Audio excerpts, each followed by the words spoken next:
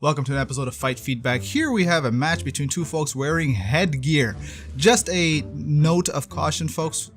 When you wear headgear, understand that the headgear is not going to protect you against a concussion or knockout.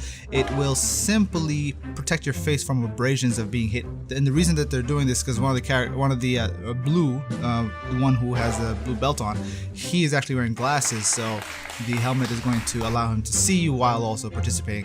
Here we have Red. Red, he's a lengthy character. He's got long legs. Blue, he on the other hand seems to be fast. So this could be commentary about reach versus speed.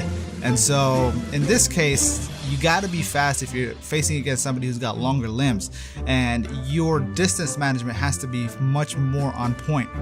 Now, Blue seems to be managing that distance well, and Red seems to although he's got long limbs, it just seems that he's overstretching himself, is overreaching himself, throwing off his foundation, and right away he recognizes that he's kind of off, and so he backs up.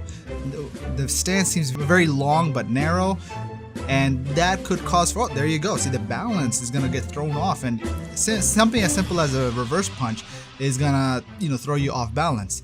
And at the same time, he's throwing his strikes, but his hands are way down. Just because you have a head guard on does not mean that you lower your guard.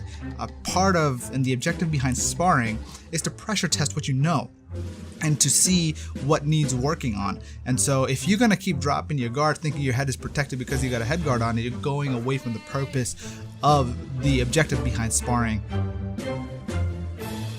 Here we have Blue. He throws, oof, that looked like, see, that's what happens when your balance is off. When you're kicking, you should not be leaning back, you should be leaning forward. But it was a good kick. That was a good kick.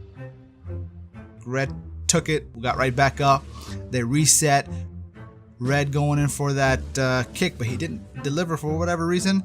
And so, oof. See, now this is one of the things, you got to keep your guard up. See, you got to, legs, they get, you can kick to the leg. Somebody with a lanky stature, lanky build, they have great reach, and so especially if you're shorter too, it's very easy to get hit to the head, and so got to keep those guards up. Now he's bouncing back and forth. Blue goes in for that hop, skip, lead with a fake jab, and then trying to go in for the punch, but he's just too far out.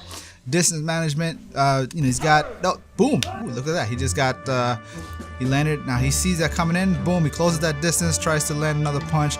Red follows up. I think the challenge here, both of these fighters, their stances are so, I guess, turned out. Makes it good for kicks, but they're not employing that many kicks, especially Red.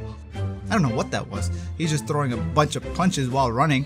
If you're gonna be running forward, you might as well leverage. There's a technique called the Superman punch. More Muay Thai, but karate also does it too. That was a good kick to the face. Very good. And I think one of the things that you can do if you're gonna keep that narrow stance, then use your kicks.